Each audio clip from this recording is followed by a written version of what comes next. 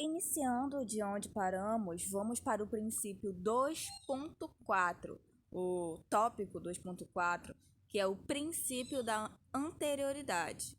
Tópico 2.4, princípio da anterioridade. O princípio da anterioridade determina que algumas normas somente entrarão em vigor no exercício financeiro seguinte ao de sua publicação, ou após decorrido o prazo de 90 dias da data em que tenha sido publicada. Tal princípio vem esculpido no artigo 150, inciso 3, as linhas A e B a seguir apresentadas. Artigo 150. Ou seja, o princípio da anterioridade, ele vai determinar que a norma, que normas que entrarão em vigor, que foram criadas, vão entrar em vigor somente no exercício financeiro seguinte à sua publicação, ou seja, do ano de sua publicação, no próximo ano, ou após decorrido o prazo de 90 dias da data que tenha sido publicada, ou após 90 dias. Artigo 150.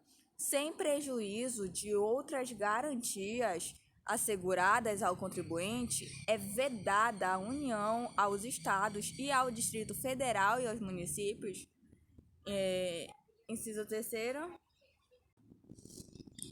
Cobrar tributos. Olha aqui, inciso 150. Sem prejuízo de outras garantias asseguradas ao contribuinte, é vedada à União, aos Estados e ao Distrito Federal e aos municípios cobrar tributos, a linha B, no exercício financeiro em que haja sido publicada a lei que os instituiu ou aumentou, ou seja, é proibido, é vedado à União, aos Estados, ao Distrito Federal e aos municípios, sem prejuízo de outras garantias asseguradas ao contribuinte, cobrar tributos no mesmo exercício financeiro que tenha sido publicada a lei que instituiu o tributo ou os aumentou, ou que aumentou o tributo. É proibido cobrar tributos antes de decorridos 90 dias da data em que haja sido publicada a lei, ou seja, antes de 90 dias da publicação da lei, que os instituiu ou aumentou, observado o disposto na linha B, incluída a Emenda Constitucional 42 de 19 de 12 de 2003.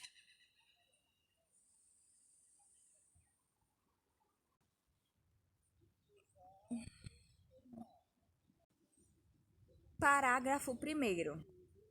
A vedação do inciso 3º, a proibição do inciso 3º de cobrar tributos, a linha B, não se aplica aos tributos previstos no artigo 48, inciso 1º, ao artigo 153, inciso 1, 2, 3, 4 e 5, e no artigo 154, inciso 2º.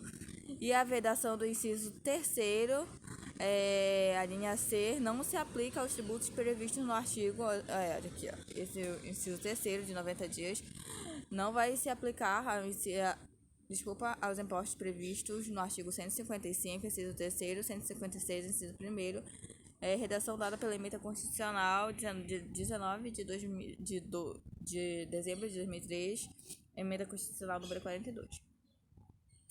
O princípio contido no artigo 150, inciso 3º, a linha B, é chamado pelos doutrinadores de princípio da anterioridade, e contido no inciso 150, inciso 3º, a linha C, é chamado de princípio da anterioridade nonagesimal, em do prazo de 90 dias, em vista do prazo de 90 dias.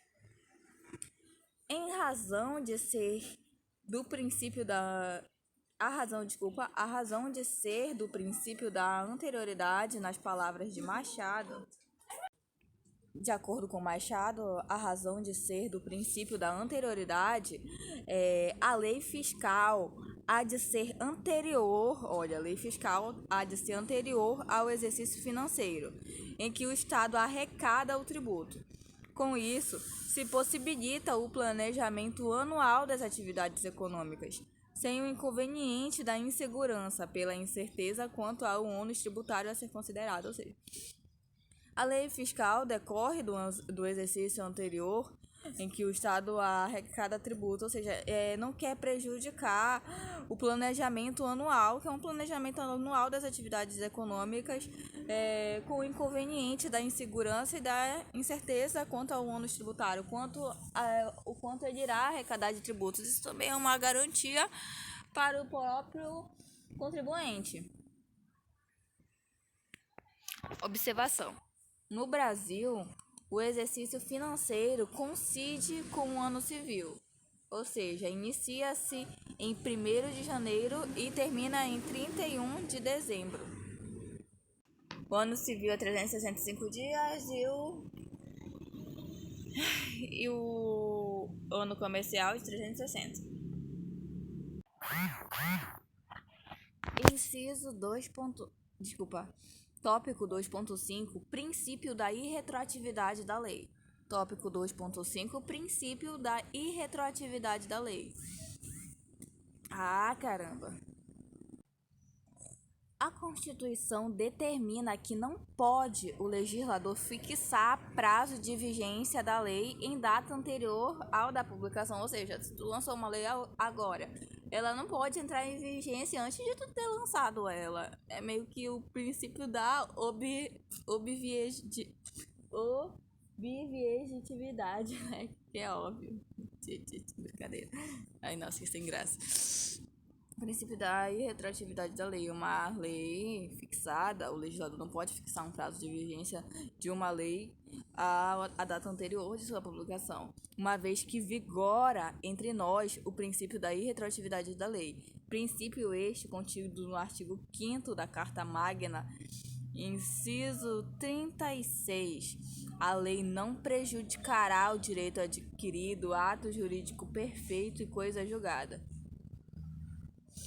Tal princípio é reforçado no capítulo da Constituição referente ao Sistema Tributário Nacional, mais precisamente o artigo 150, inciso 3º. Aqui assim determina. Artigo 150. Sem prejuízo de outras garantias asseguradas ao contribuinte, é vedado à União, aos Estados, ao Distrito Federal e aos municípios, inciso 3º, cobrar tributos, a linha A, em relação a fatos geradores ocorridos antes do início da vigência da lei que houver instituído ou aumentado. De acordo com o artigo 150, sem prejuízo de outras garantias asseguradas ao contribuinte e vedado à União, aos Estados, ao Distrito Federal e aos municípios, inciso 3º, cobrar tributos, a linha A, em relação a fatos geradores ocorridos antes do início da vigência da lei, que os houver instituído ou aumentado. Esse princípio é mais uma grande garantia para o contribuinte que, por óbvio, deve saber quais os tributos que irão incidir sobre o fato gerador que pretende praticar. Carrasa, 1998, ensina em síntese: a lei deve ser anterior ao fato imponível. Continua o autor: a lei tributária, pois a lei tributária, então, deve ser irretroativa. Em se tratando de que a lei que cria ou aumenta o tributo,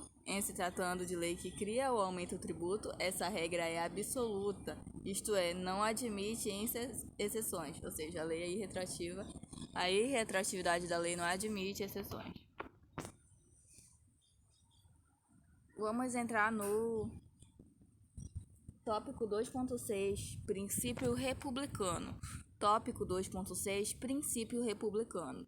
O princípio republicano apresenta uma forma de governo, no qual as pessoas devem ser tratadas com responsabilidade de modo igualitário. Segundo Carrasa, 1988, república é um tipo de governo fundado na igualdade formal das pessoas, em que os detentores do poder político exercem-no em caráter eletivo, representativo de regra geral, transitório e com responsabilidade. Ou seja, na República, então, é fundado referente a uma igualdade formal das pessoas, entre pessoas, cujos esses detentores do poder político, essas pessoas vão exercer em caráter eletivo, ou seja, de eleição, representativo de regra, ou seja, é representado pelos seus eleitores, os quais eles votaram, e transitório, ou seja, é transitória, essa eleição vai ser transitória. Todo ano ele vai ter que escolher alguém para ser o representante de suas vontades e com responsabilidade.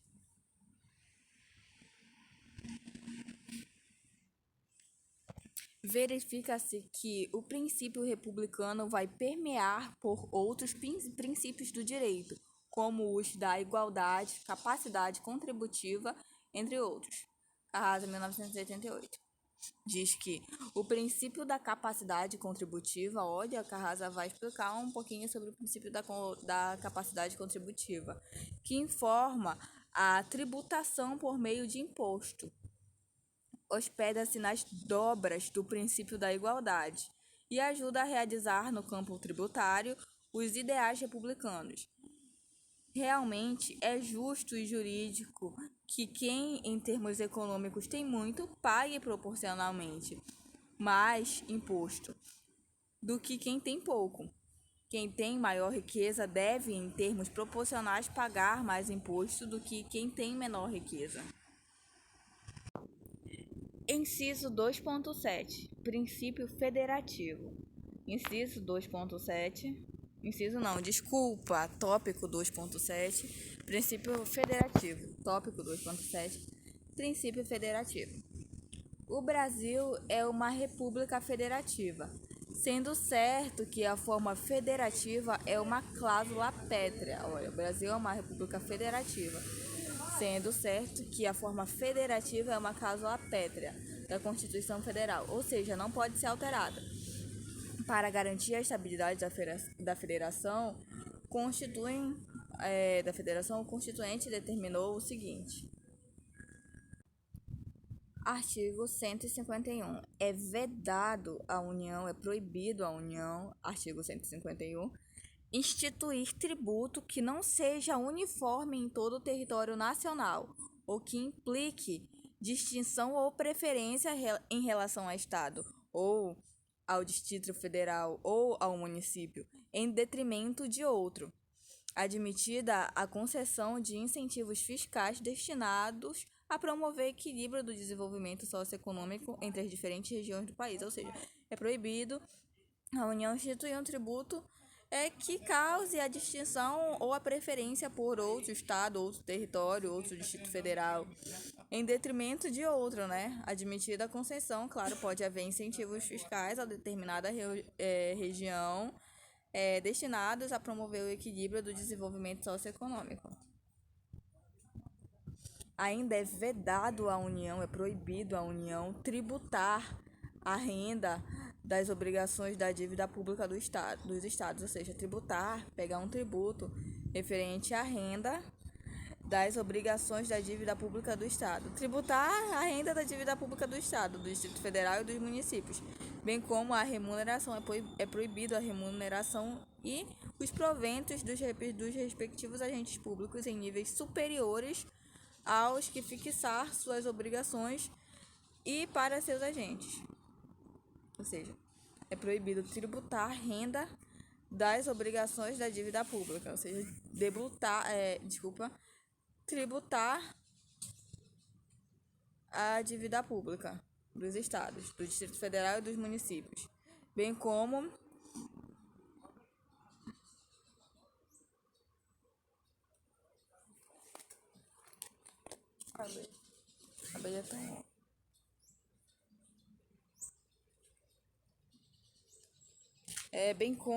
é proibido por tributar a remuneração e os proventos dos respectivos agentes públicos em níveis superiores aos que fixar suas obrigações e para seus agentes. Inciso 3º. É vedada à União instituir